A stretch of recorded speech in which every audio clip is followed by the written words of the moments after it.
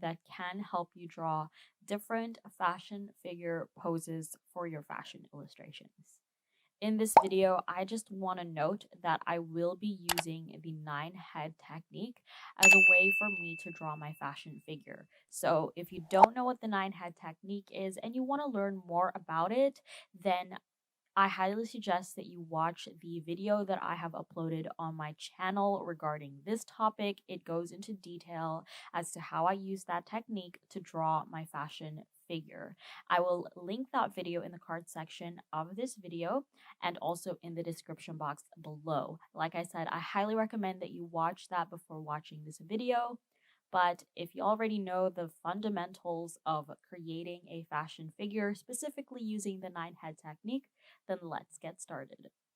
In this video, I will be showing you how to draw the fashion figure in a relaxed pose, in particular the contrapposto, which is a pose with most of the body weight on one foot so that the shoulders twist off the axis opposite from the hips. So take note of that. The shoulders twist off the axis opposite from the hips. So let's get straight into it. Right here, as you can see, I have a paper with horizontal lines drawn out to help me draw the fashion figure in the most ideal fashion proportions, which is normally the human figure but just with longer legs. I'm going to start drawing a vertical line that starts from the neckline, which is 1/3 down head number 2.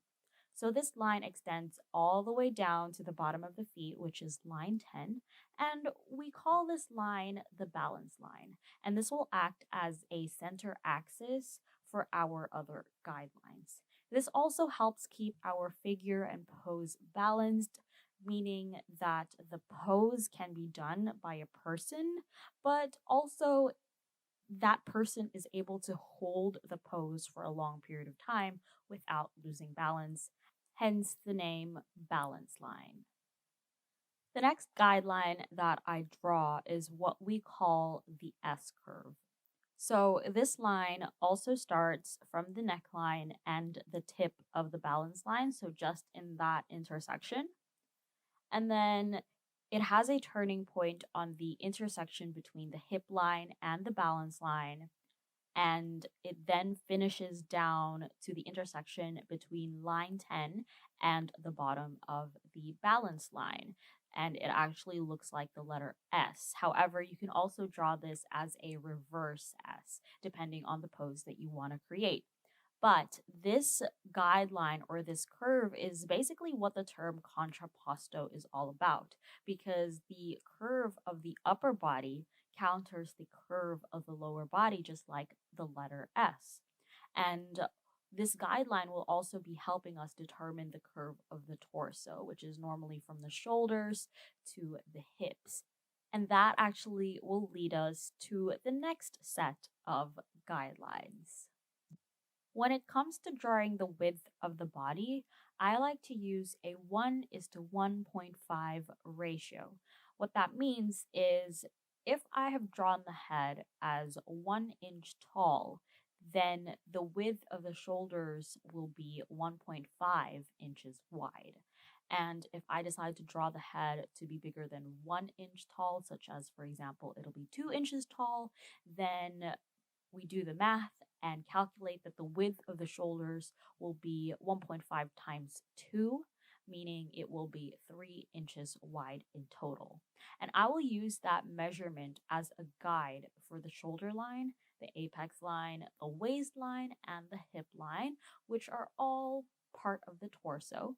And these lines are actually going to be called action lines, and they come in pairs. So the shoulder line is paired with the apex line, and these two lines always stay parallel to each other. Then there's also the waistline and the hip line as their own pair, and they also stay parallel to each other. And why I say that is because the way action lines work is that they rotate along the balance line. And the rule is that the top pair of action lines will always rotate in the opposite direction of the bottom pair of action lines. And the way that they rotate is determined by the direction of the S curve. Like I said, you can draw the S curve as a regular S, or you can flip it and reverse it. So, a good way to remember this is the side of the torso that the S curve is located on is the side where the torso extends. So, if the S curve is located on the right side of the torso, then the torso extends on the right side as well. From here, we now have new shoulder, apex, waist, and hip lines, which are represented in yellow. So these are the new guidelines that we will be using when drawing the figure in motion. And we can also start by adding a center line to the torso just so it can help us later on with symmetry. And once we have drawn all of these lines, then we can start drawing the body parts. This video is sponsored by Skillshare. And I do want to thank Skillshare for making yet another video possible. And I'm sure you guys already know what Skillshare is, but if you don't, Skillshare is a really great online resource that you can use because they have a wide range of video classes taught by professionals and creatives. So if you're looking to learn something, improve your skills, Skillshare is definitely the place to go.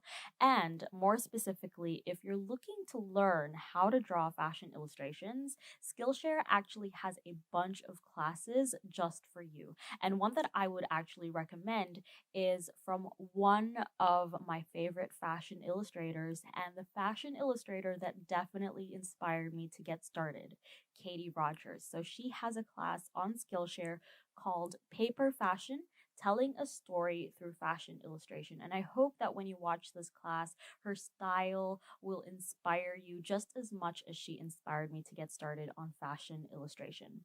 However, the best part about Skillshare is that they offer more classes, so many classes on different topics, not just fashion illustration. So if you're also interested in learning photography, design, business, lifestyle, productivity, so much more, then I highly recommend that you check out Skillshare. I actually have a special link in the description box where the first 1,000 people to sign up using that link will get a free trial of Skillshare Premium. That gives you unlimited video content that's normally valued at less than $10 a month if you pay annually, which is still a pretty good deal even after your trial expires. So I highly recommend you guys to take advantage of this offer. Check out the links in the description box for other resources on how to draw fashion illustrations.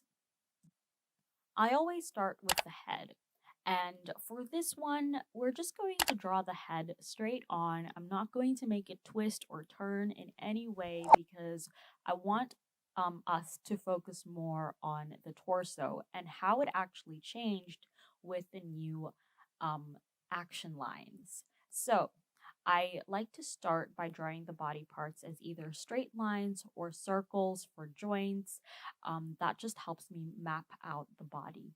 And starting with the upper half of the body, I make sure to follow the action lines, but also still maintaining, the general proportions of the body. For example, the waist is generally smaller than the shoulders or the hips, so I make sure that when I'm connecting the shoulder line down to the hip line, it goes inwards to kind of show or try and define that area. And once I'm happy with the boxes and the circles, then I go ahead and I actually add some details and I also soften those curves. And that's why I like to start off with straight lines and circles because then I don't end up committing to those lines just yet until I am happy with them. The next thing that I draw is the support leg. And this leg is located on the side where the S curve is on the bottom half of the body. So for this demonstration, the S curve finishes on the right side of the balance line. So the right leg becomes the support leg, meaning it carries most of the body weight. That means that when you choose a position for the leg, I actually have two tips. One, place it closer to the balance line to keep the figure looking balanced and realistic. And two, also make sure to keep the support leg straight. The reason why I say that is actually more from observation than it is an actual rule. And I would highly recommend that you also try and make observations from either real life or reference images. If possible, take a reference image of a relaxed pose or a contrapposto pose. Draw where the balance line is from the neckline down. Try to identify the S curve and also identify the rotation of the shoulder and the hips. And then see where the support leg is in relation to the balance line. Normally, it is closer to the balance line than the other leg, and most of the time, I'm pretty sure all of the time, it is also straight. So for my drawing, I have decided to simply follow the curve of the letter S for the support leg, but I'm trying to make it not so dramatic because we're keeping it grounded on reality.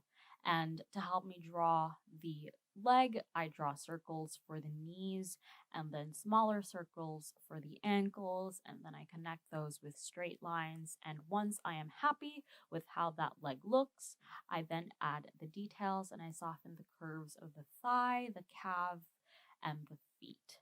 And basically, we have created our support leg. And once you've drawn this, you have drawn all of the parts of the body that need to adhere to the guidelines, meaning the rest of the arms and leg that we are going to draw from here on out, we can change their positions to whatever that we want in order to suit the pose that we want to draw. Let's first start with the arms. The guidelines for the arms also shift in a moving pose. Firstly, because the arms are connected to the shoulder line.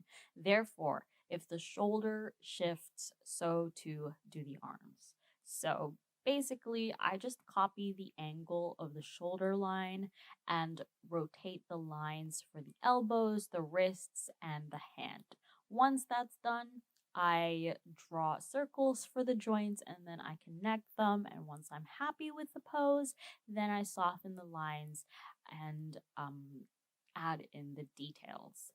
However, if you want to completely change the position of the arms, such as, for example, putting the arms on the waist, all you have to do is take note of the distance between the shoulder line and the elbow line. And that distance is actually 1.5 head. The upper arm rotates from the shoulder line. So simply rotate that line at a 1.5 head radius, and that becomes your new elbow line. And all you gotta do is draw the circles for the joints, connect that elbow to the wrist, which falls on the waist, and then draw the hands. And if you actually want a detailed tutorial on how to draw hands, I do have a video on that in my channel. So I will also link that in the description box down below. Now for the legs. You can draw the legs extended or bent, basically the same way we did for the arms by taking the measurement from the crotch to the knee or from the knee to the ankle and then kind of just rotating that using that measurement as its radius and repositioning those body parts. However, for this demonstration, I personally like to use an extended leg just because it's a better looking pose, but it's completely up to you what pose you want to create. I would highly recommend using reference images to help you draw a relaxed fashion pose. That way you are able to take note of all of the common poses, how the legs move, how the arms move, how the torso moves in a relaxed standing pose.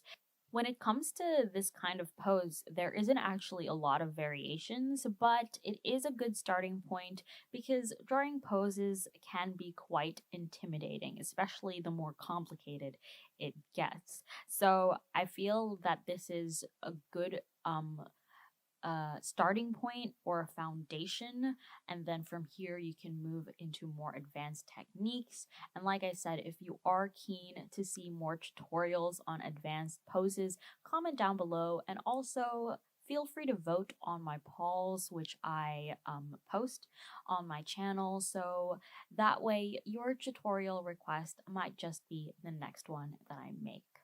And with that said, I will end today's video. I hope that you found this information useful. If you try this method, please tag me. I would love to see it. And thank you so much for watching this video. Please leave a comment, like, and subscribe. Share this video as well to fellow artists and fashion illustrators. I wish you the best of luck with your art journey, and I will see you in my next one.